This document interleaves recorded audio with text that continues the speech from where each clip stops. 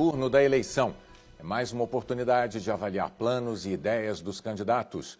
Álvaro Dias, Demos, Ciro Gomes, do PDT, Henrique Meirelles, do MDB, Guilherme Boulos, do PSOL, Geraldo Alckmin, do PSDB, Marina Silva, da Rede e Fernando Haddad, do PT. O candidato Jair Bolsonaro, do PSL, também foi convidado, mas informou que não poderia comparecer porque ainda se recupera do atentado que sofreu no dia 6 de setembro.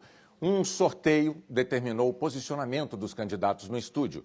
E para não prejudicar os candidatos e quem acompanha pela TV, eu peço que os convidados aqui atrás se mantenham em silêncio na plateia, mas só depois dos aplausos para os nossos candidatos.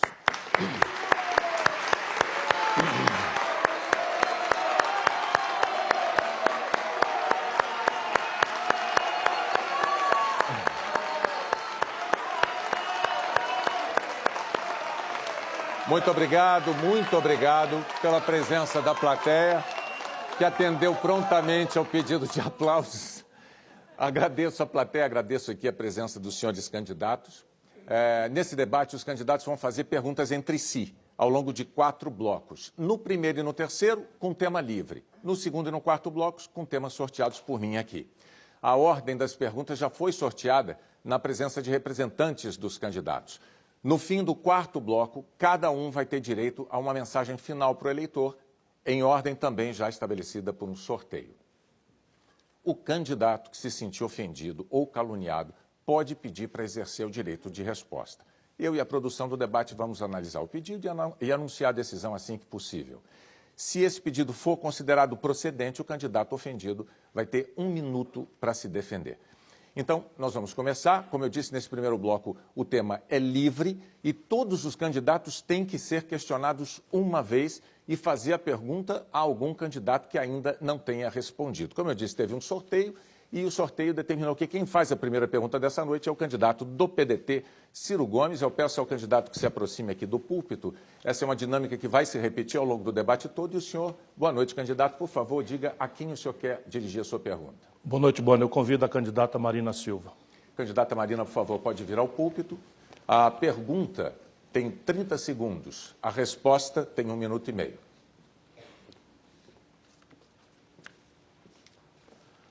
Minha cara Marina, em 2014, a AS e Dilma marcaram uma disputa assentada no ódio, praticamente empataram a eleição, a diferença foi mínima, e a partir daí a política brasileira não teve mais sossego, até desaguarmos para o impeachment, para o Temer e a pior crise da história do Brasil. Parece que as coisas no Brasil caminham para uma repetição trágica dessa história. Você acha que um presidente eleito nessa mesma circunstância vai conseguir governar ou será que haverá um outro impeachment no Brasil? Ciro, eu não acredito que, a permanecer essa polarização, se tenha condição de governar o Brasil. Nós temos a oportunidade, agora, de poder fazer a mudança. O voto de uma pessoa pode ser usado para melhorar a saúde, melhorar a educação, melhorar, sobretudo, o sistema político que está degradado. A permanecer essa guerra em que alguns estão votando por medo do Bolsonaro e outros estão votando por medo do Haddad, ou estão votando porque têm raiva um do outro, o Brasil vai ficar 4 anos vivendo uma situação de completa instabilidade econômica, política e social. Nós temos a oportunidade agora de fazer a diferença, mas essa diferença é a população que pode fazer. Nós temos alternativas para poder fazer essa escolha. E é por isso que eu tenho me colocado como uma alternativa. Porque desde 2010, Ciro, eu estou dizendo que o Brasil ia para essa situação que estamos hoje, de ódio, de separação. E nesse momento agora, com as propostas que tenho apresentado para a saúde, eu estou preparada para unir o Brasil. Porque, graças a Deus, tenho dito, desde 2010, que se ganhar, vou governar com os melhores, porque não tenho preconceito contra ninguém. Candidato, o senhor tem 1 minuto para a réplica. As palavras da Marina são muito sábias e o brasileiro que está nos ouvindo, que não decidiu ainda ou que admite mudar o seu voto, deve ouvi-las porque eu as repetirei ao longo desse debate. O Brasil tem problemas que nós precisamos ajuizar. O que está em jogo aqui não é paixão partidária. O que está em jogo aqui não é ódio, muito menos. O que está em jogo aqui, meu irmão, minha irmã brasileiros, são 13 milhões e 700 mil pessoas desempregadas. 32 milhões de brasileiros saindo de manhã, de madrugada, para viver de bico, desprotegido de qualquer lei. O que está em jogo aqui são 63 milhões de brasileiros com nome humilhado no SPC. 63 mil jovens brasileiros foram assassinados nos últimos 12 meses. 60 mil brasileiras, mulheres, foram estupradas e nem sequer justiça temos. Eu acumulei ficha limpa, experiência e tenho um projeto. Mas respeito outras forças que estão aqui, mas afirmo a você, meu irmão, minha irmã, o Brasil precisa construir um novo caminho. Precisa construir um novo caminho, uma nova maneira de caminhar, como diz o poeta Tiago de Mello. E nós haveremos de encontrar. Eu não acredito nessa tentativa de fazer com que as eleições sejam apenas um plebiscito a partir das pesquisas. Até o dia 7 de outubro, você tem a oportunidade de pôr um basta nessa ideia de que a gente vai para a urna para decidir em função do medo ou em função do ódio. Você tem que decidir porque você tem esperança em um Brasil que seja justo, em um Brasil que não feche as portas para o seu futuro. Nós estamos fechando as portas para o futuro se continuarmos fazendo a política do medo.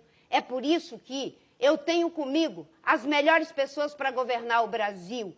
Eu tenho a pessoa que idealizou o SUS, o Plano Real e o Bolsa Família. E é assim que nós vamos governar o Brasil, com uma equipe competente. Candidatos, muito obrigado. Eu vou pedir agora que se aproxime, por favor, o candidato do PSDB, Geraldo Alckmin, que pelo sorteio é quem tem direito a fazer a pergunta agora. Candidato, o senhor escolhe a quem vai dirigir a sua pergunta. Eu vou fazer a pergunta ao candidato Fernando Haddad. Por favor, candidato. A pergunta tem 30 segundos, lembrando, a resposta 1 minuto e meio.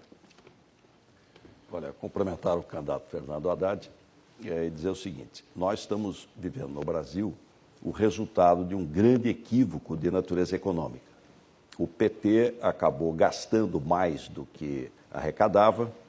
Quem assumir o ano que vem vai ter um déficit, já assumir com um déficit de quase 139 bilhões de reais, 13 milhões de pessoas desempregadas.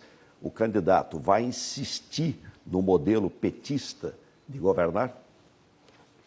Boa noite, telespectador. Boa noite, Geraldo. Os nossos governos foram responsáveis pela maior economia já feita nas finanças públicas do país. Enquanto quem governava era Fernando Henrique Cardoso, do partidário Geraldo Alckmin, a carga tributária aumentou de 26% para 32% e a dívida pública dobrou no mesmo período.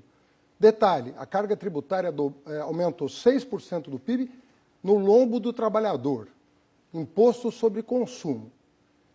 No nosso período, a dívida pública caiu à metade. Nós pagamos o FMI. Nós acumulamos quase 400 bilhões de dólares de reservas cambiais. O que o candidato Geraldo Alckmin não reconhece é que, depois que o seu partido foi derrotado em 2014, e felizmente um correligionário dele admitiu em entrevista recente, o PSDB se associou ao Michel Temer para sabotar o governo, aprovando as chamadas pautas bomba, gastos desnecessários, aumento para a cúpula do funcionalismo público, um absurdo, aumentando acima do teto, com auxílios os mais diversos, salário de quem já ganhava bem. E foi isso que levou o país à crise, e não a política responsável com as finanças públicas que nós fizemos. Olha, nós discordamos totalmente. Eu quero falar com você que está nos ouvindo. O PT terceiriza a responsabilidade. O PSDB está fora do governo há 16 anos. O que o Fernando Henrique tem que ver com isso? A não ser o fato de que ele fez o Plano Real e o PT votou contra o Plano Real. Como o PT votou sempre contra e a favor do corporativismo.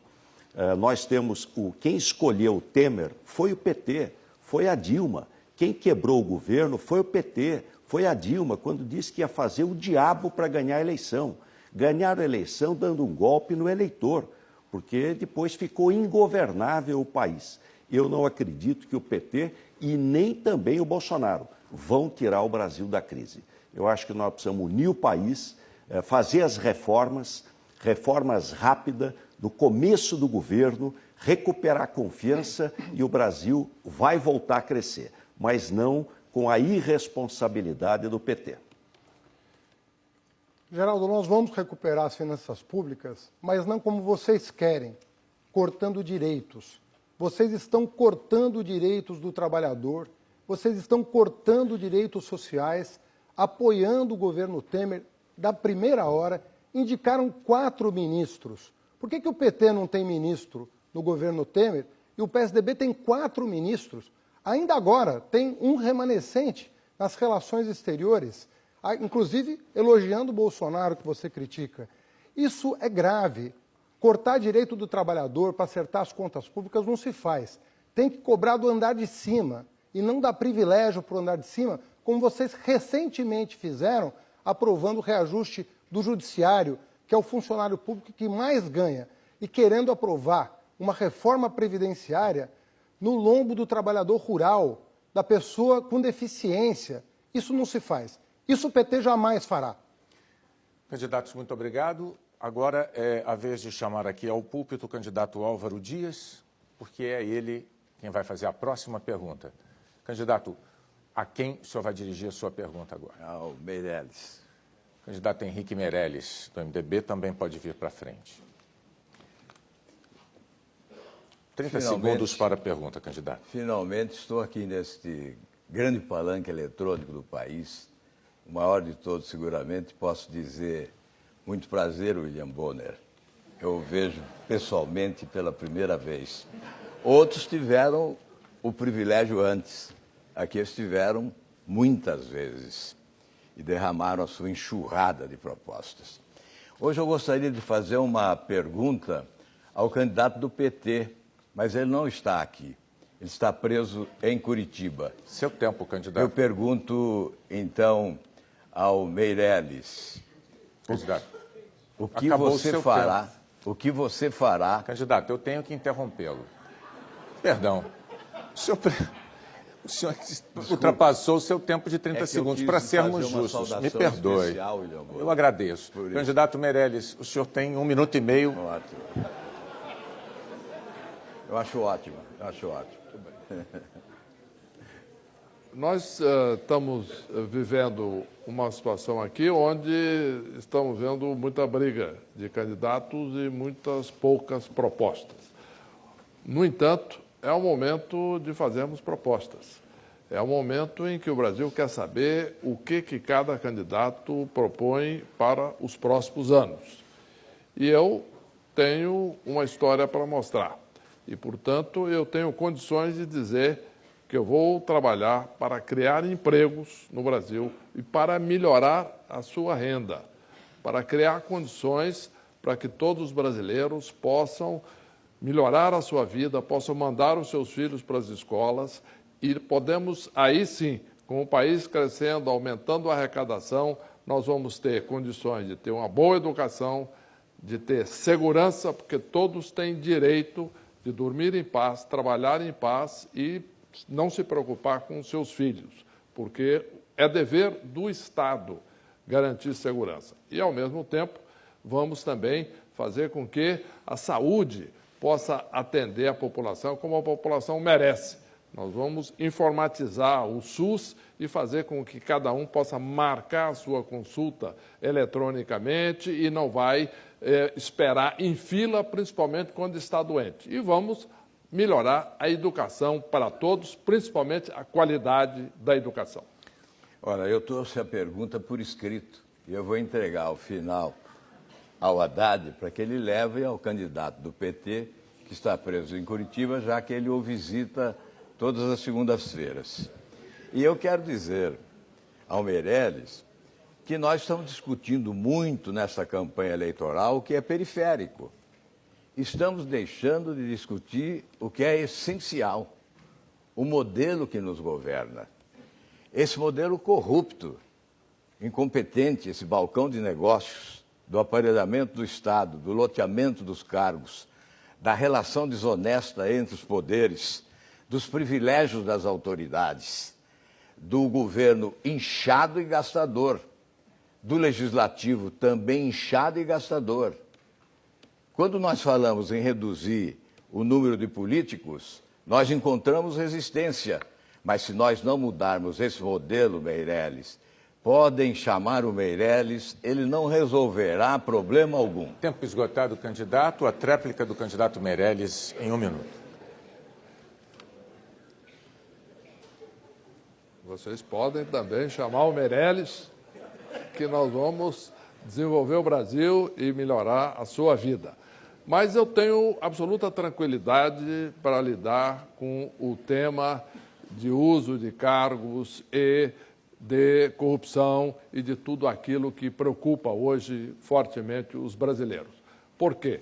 Em 33 anos de trabalho em empresa, em 10 anos de serviço público, eu nunca tive uma denúncia por corrupção. Não tenho nenhum processo.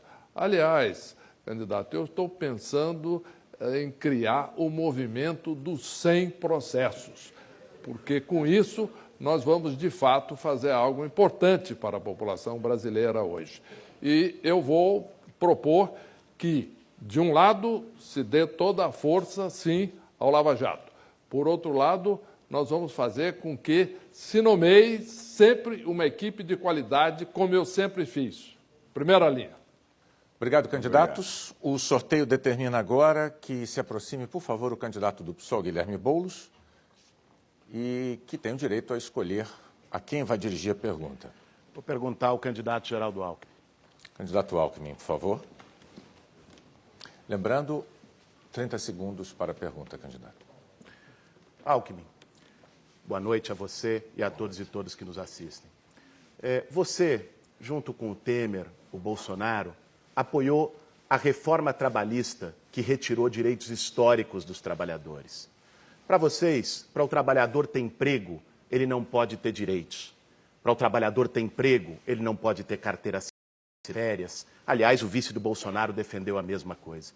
Eu quero saber, Alckmin, por que sempre vocês cortam nos direitos e nunca nos privilégios da sua turma? Olha, aqui é uma grande diferença. O Boulos, como o PT, defendem corporativismo. Nós não. A reforma trabalhista foi necessária, ela foi importante para acabar com cartórios. O país tinha 17, ainda tem, 17 mil sindicatos mamando lá no imposto sindical, na contribuição obrigatória. Aliás, o mais absurdo, 5.700 patronal. Isso é um absurdo verdadeiro. Nenhum direito foi tirado, nenhum, e nem pode tirar, nenhum. Então, é uma inverdade isso que está colocada.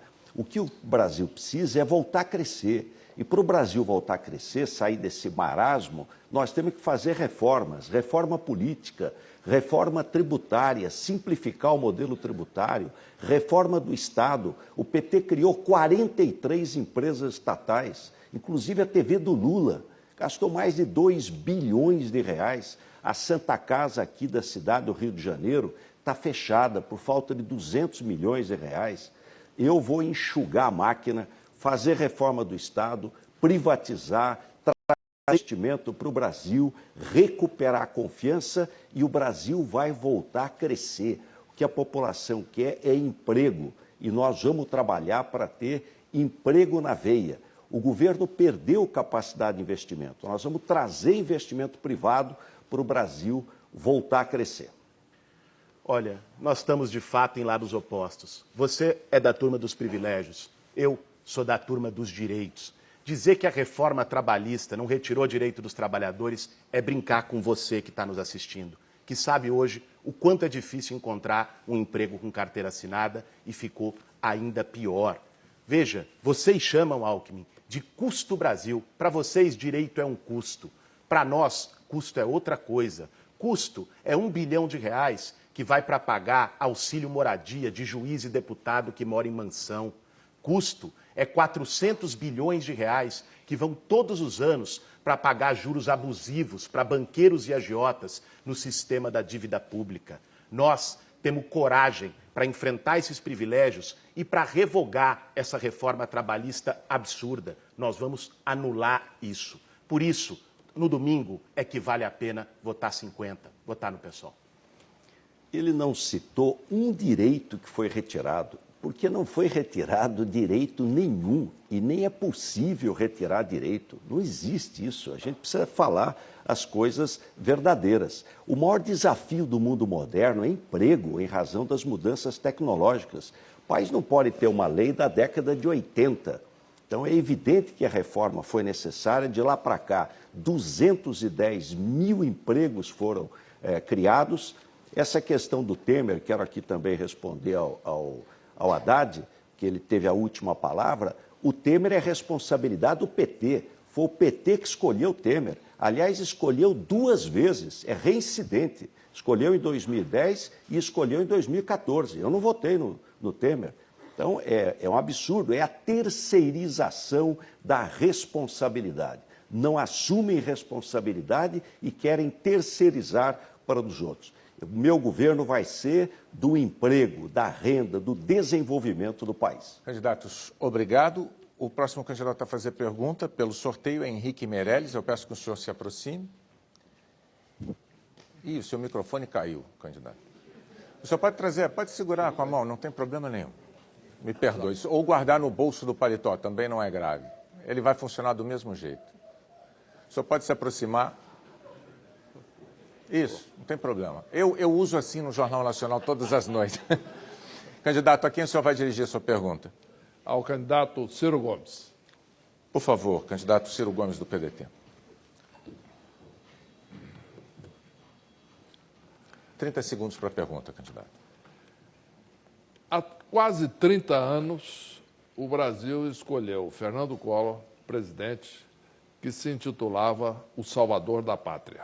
Ele confiscou a poupança, a inflação voltou e tudo terminou em desastre. Ele sequer terminou o mandato sofrendo o impeachment. Candidato, por que essa história de Salvador da Pátria sempre dá errado e termina em desastre e sofrimento para a população? Meu caro Meirelles, essa é uma pergunta muito importante, porque talvez seja a hora mais grave do brasileiro, nós todos aprendermos a importância de votar em projeto, em ideia. Porque os homens, eles devem ter a noção de que nós somos passageiros. Não é? Nenhum de nós é dono da verdade, nenhum de nós é capaz de governar uma nação de 208 milhões e 500 mil pessoas, com 1000 contradições, 1000 lindezas, 1000 maravilhas, 1000 defeitos, 1000 dificuldades. E esse é o grande drama do Brasil, nesse momento. O choque entre 2 personalidades exuberantes é o lulismo e o antilulismo que o Bolsonaro interpreta. Eu compreendo isso, eu sou humilde diante da realidade, por isso que eu estou determinado, tenho pedido a Deus que ilumine a minha palavra para que a gente possa oferecer ao povo brasileiro um outro caminho. Não é para negar ninguém, mas na sua pergunta tem uma sabedoria, não existe Salvador da Pátria. Vamos raciocinar um pouquinho.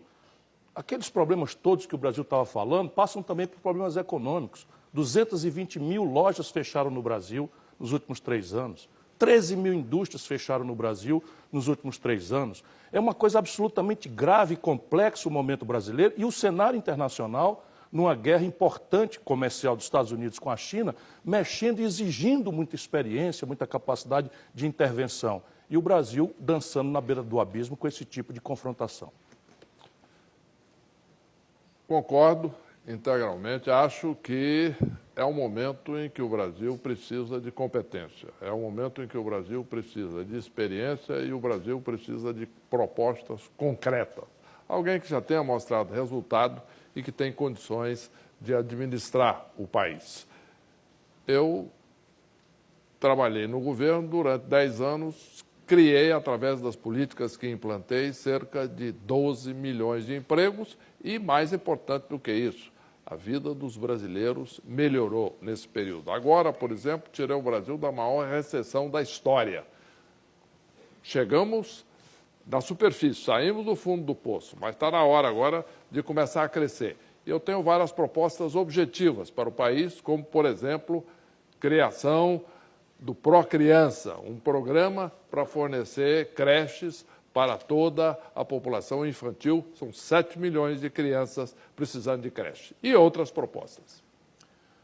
O estimado amigo, nós somos colegas, não é? Tem uma história de vida brilhante, menos essa passagem com Michel Temer, que de fato não lhe honra, nem lhe faz a melhor justiça, o que não desmerece a sua longa folha de serviços prestados ao Brasil. E por isso eu lhe respeito e lhe tenho como na conta de um bom amigo, discordando de todas as compreensões. O Brasil precisa ativar 4 motores para, de fato, falarmos em desenvolvimento, emprego, salário e dinheiro para melhorar a saúde, a educação, a segurança e a infraestrutura, tudo em pandarecos. Resolver o endividamento das famílias, o programa Nome Limpo, para limpar o nome das pessoas que aos 63 milhões estão com o nome no SPC.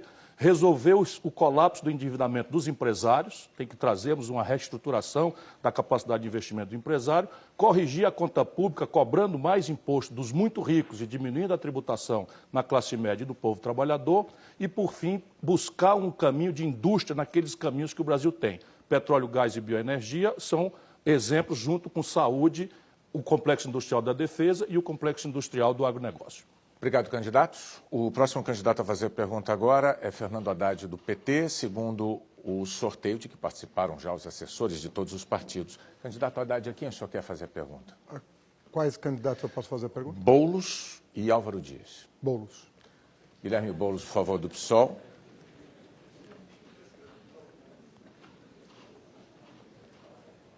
Boulos, eu te escolhi porque você é um candidato sério. E eu queria perguntar para você o seguinte: há 3 candidatos que apoiam o governo Temer: Henrique Meirelles, Geraldo Alckmin e o deputado há 28 anos, Jair Bolsonaro. Só falam em cortar direitos. Bolsonaro agora veio com a ideia de cortar 13º, abono de férias, cobrar imposto de renda dos pobres que são isentos, cortar o Bolsa Família e introduzir a CPMF. O que você acha disso? Olha, Haddad, a sua pergunta é muito importante e verdadeira, coloca essas questões. Mas eu quero falar aqui de outra coisa, que eu acho que não merece riso, porque o momento é grave. Não dá para a gente fingir que está tudo bem. Nós estamos há meses fazendo uma campanha que está marcada pelo ódio. Faz 30 anos que esse país saiu de uma ditadura. Muita gente morreu, muita gente foi torturada. Tem mãe que não conseguiu enterrar seu filho até hoje. Outro dia eu conversava com meu sogro e ele contava das torturas que sofreu durante a ditadura militar. Faz 30 anos, mas eu acho que a gente nunca esteve tão perto disso que aconteceu naquele momento. Se nós estamos aqui hoje podendo discutir o futuro do Brasil, é porque teve gente que derramou sangue para ter democracia. Se você vai poder votar no domingo, é porque teve gente que deu a vida para isso. E olha, quando eu nasci, o Brasil estava numa ditadura. Eu não quero que as minhas filhas cresçam no país com uma ditadura. Sempre começa assim, com arma, com tudo se resolve na porrada, que a vida do ser humano não vale nada. Eu acho que nós temos que dar um grito nesse momento, botar a bola no chão e dizer: ditadura nunca mais. Eu peço, por favor, a plateia que não se manifeste, por gentileza. Candidato Haddad. Boulos, eu agradeço a sua resposta, pelo alerta que você faz à nação. Chamo a atenção para os riscos que nós estamos correndo. Sem democracia não há direitos.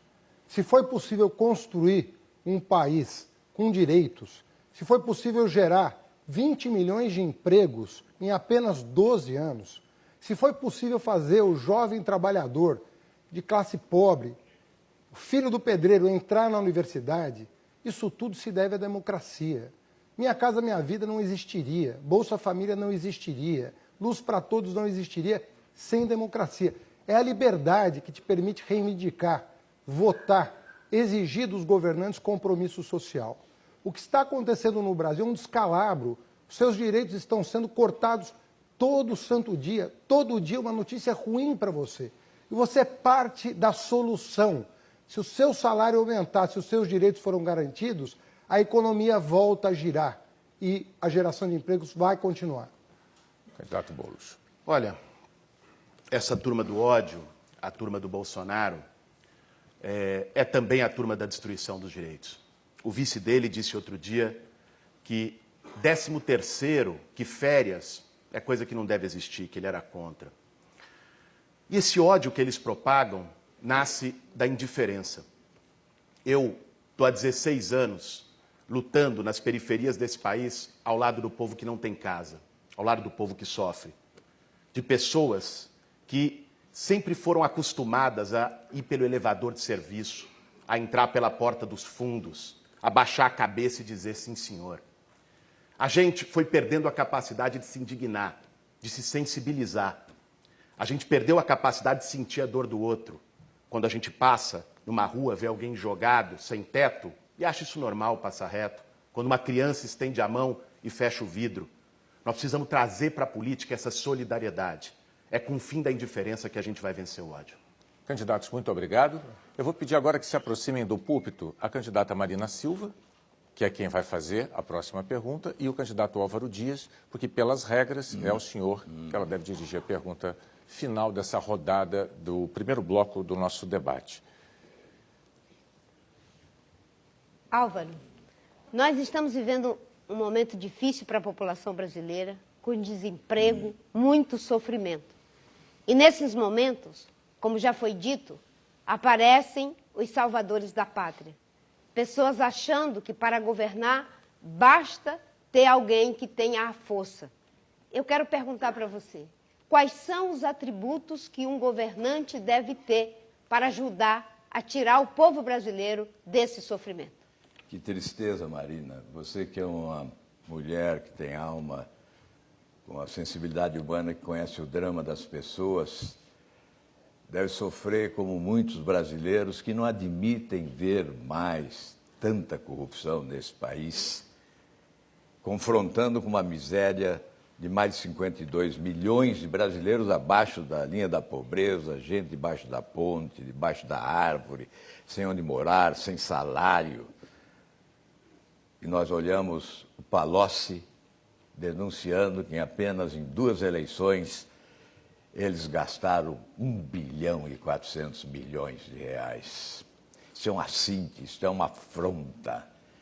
E nós olhamos hoje na capa da revista Isto É, e denúncias de corrupção. E nós olhamos a delação do Marcos Valério, e denúncias de corrupção. Mas nós não imaginávamos que a Operação Lava Jato pudesse ter chegado ao seu limite. E nós estamos longe do fundo do poço.